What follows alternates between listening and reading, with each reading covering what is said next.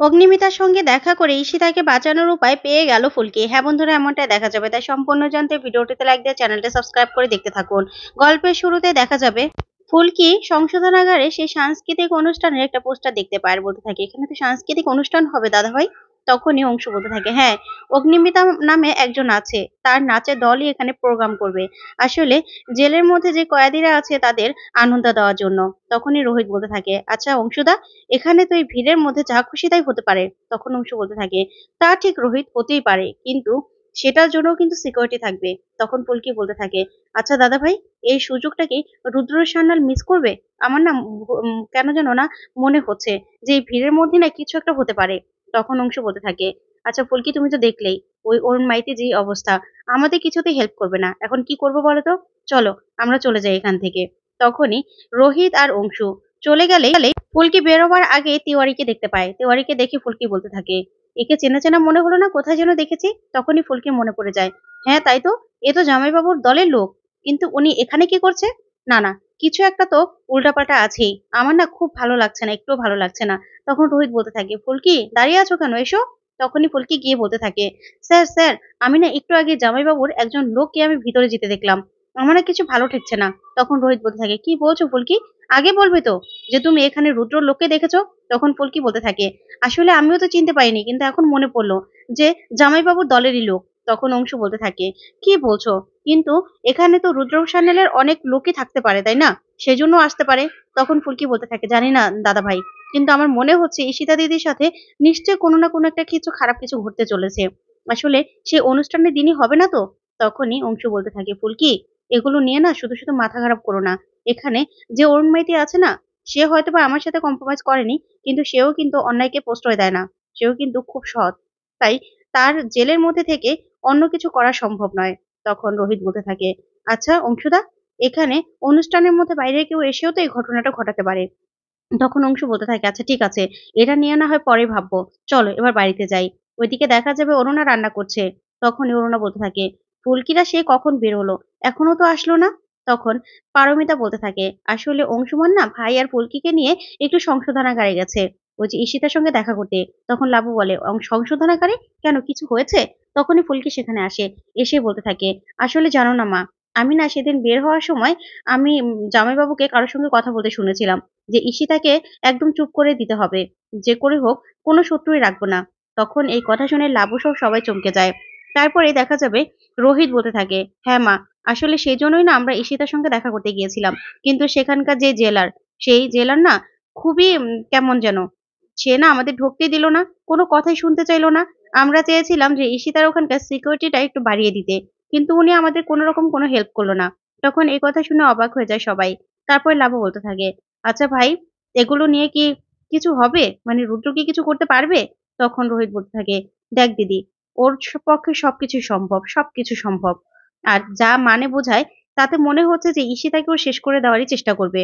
তারপরে অংশু বলতে থাকে, আচ্ছা এগুলো নিয়ে না তোমরা ভেবো না, যা করার আমি করব, দেখছি কি করা যায়। পারমিতা, চলো, আমার না খুব টায়ার্ড লাগছে। তখনই পারমিতা আর অংশুমানের খাবার প্যাক করে দিতে থাকে ধানু। ওইদিকে অংশু আর পারমিতা চলে গেলেই তখন ফুলকি বলতে থাকে, আচ্ছা স্যার, আমরা সবকিছু জানার পরেও এভাবে চুপ করে থাকবো? তখন লাবু বলতে থাকে, কেন ফুলকি, তোমার কি মনে হচ্ছে? তখন ফুলকি বলতে থাকে, আচ্ছা দিদি ভাই, যা কিছু শুনলাম আর যা কিছু দেখলাম তাতে মনে হচ্ছে ঈশিতা দিদির উপর মরণকামী হামলা হতে পারে। এটা না সহ্য করতে পারি না। সে তো তার সাজাটা পাচ্ছে, তাহলে সে শুধু শুধু কেন নিজের জীবনটা দিবে বলো তো? তখন এই কথা শুনে লাবু সহ সবাই চমকে যায়। তখন লাবু বলতে থাকে, জানো না, রুদ্রকে আমার দিন দিন আরো বেশি অচেনা লাগে। মানুষটা এত খারাপ, কি বলবো। যার সঙ্গে না সম্পর্ক ছিল তাকে এখন মেরে ফেলতে চায়। কি যে হচ্ছে কে জানে। তখন রোহিত বলতে থাকে, হ্যাঁ তাই তো। তারপর ফুলকি বলতে থাকে, জানো তো, আবার না কালকে একটা সাংস্কৃতিক অনুষ্ঠানও আছে জেলের মধ্যে, সংশোধনাগারে। তার মধ্যেও তো অনেক ভিড় থাকবে। তার মধ্যে যদি জামাইবাবু কিছু একটা করে, কারণ এই সুযোগটা কিন্তু সে একদম হাতছাড়া করতে চাইবে না। তখন লাবু বলতে থাকে, কি বলছো ফুলকি, তাহলে এখন কি করবে? তখনই ফুলকি বলতে থাকে, আচ্ছা মা, তোমার কাছে না আমি এসেছিলাম, ওই যে অগ্নিমিতা, উনি না নাচের অনুষ্ঠান করবে। তখনই এই কথা শুনে অরুণা বলতে থাকে, অগ্নিমিতা, ও তো আমার ছাত্রী ছিল, তোদের কি করে হেল্প করবে বলতো? তখন ফুলকি বলতে থাকে, আমি না তার মাধ্যমেই ঈশিতা দিদিকে একটু সাবধান করতে চাই। তখন এই কথা শুনে অরুণা বলতে থাকে, ঠিক আছে, আমি নিজেই নিয়ে যাব, তুই কথা বলে নিস।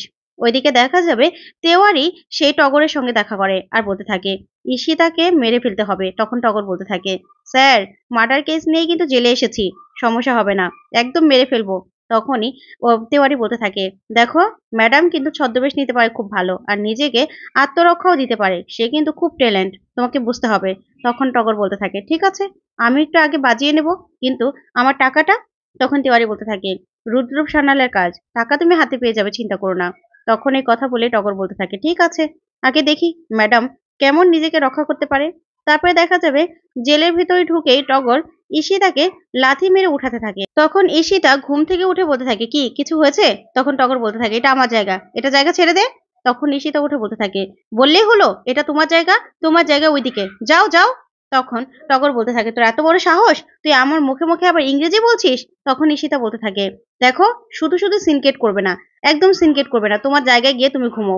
তখনই টগর বলতে থাকে, দাঁড়া, আমি তোকে দেখাচ্ছি ঝামেলা কাকে বলে।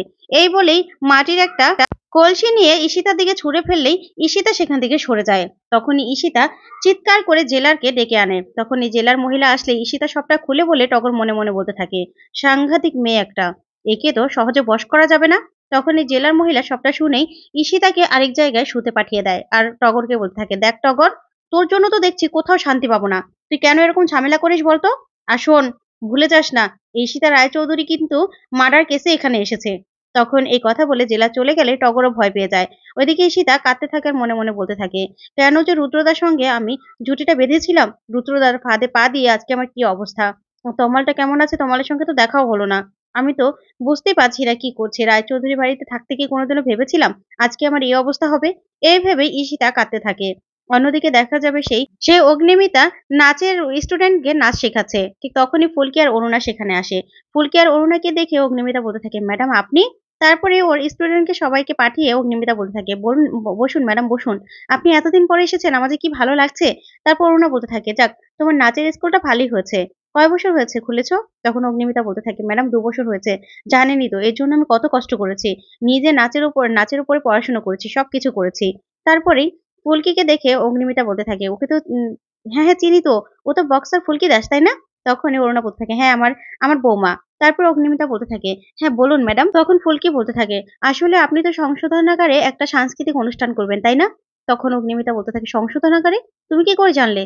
তখন অরুণা বলতে থাকে, জানোই তো আমাদের পরিবারে কি একটা ক্রাইসিস চলছে। তখন অগ্নিমিতা বলতে থাকে, হ্যাঁ হ্যাঁ আমি শুনেছি, ওই রুদ্রপ সান্যাল আর ঈশিতা রায়চৌধুরীর ব্যাপার তো শুনেছি আমি। ও সেই জন্য সংশোধনাগারে গিয়েছিলে তাই না? তখন ফুলকি বলতে থাকে, হ্যাঁ আসলে ঈশিতা দিদির উপর না খুব বিপদ, আমি তাই আপনার উপর দিয়ে না একটা নিউজ তাকে পৌঁছে দিতে চাই, সে যেন নিজেকে একটু আত্মরক্ষা করে আর নিজে একটু সামলে চলে। আসলে আমি জানি তার উপর বিপদ আসতে পারে, আপনার যে অনুষ্ঠানটা করবেন তাকে সেখানে তো অনেক লোক আসবে, অনেক মানুষ আসবে, ভিড়ের মধ্যে যা নয় তা হয়ে যেতে পারে। তখনই সবটা অগ্নিমিতা শুনে বলতে থাকে, আচ্ছা ফুলকি, তাহলে নাচের দলে তুমি আমার নাচের দলে ঢুকে পড়ো না, তাহলেই তো তুমি নিজেই সব খবরগুলো ওই ঈশিতা রায়চৌধুরীকে দিতে পারবে, তার সঙ্গে কথা বলতে পারবে। তখনই ফুলকি বলতে থাকে, আমি? তখন অরুণা বলতে থাকে, হ্যাঁ হ্যাঁ ফুলকি, একদম ঠিক কথা বলেছে অগ্নিমিতা। তারপরে দেখা যাবে ফুলকি ছদ্মবেশ নিতে রাজি হয়ে যায়।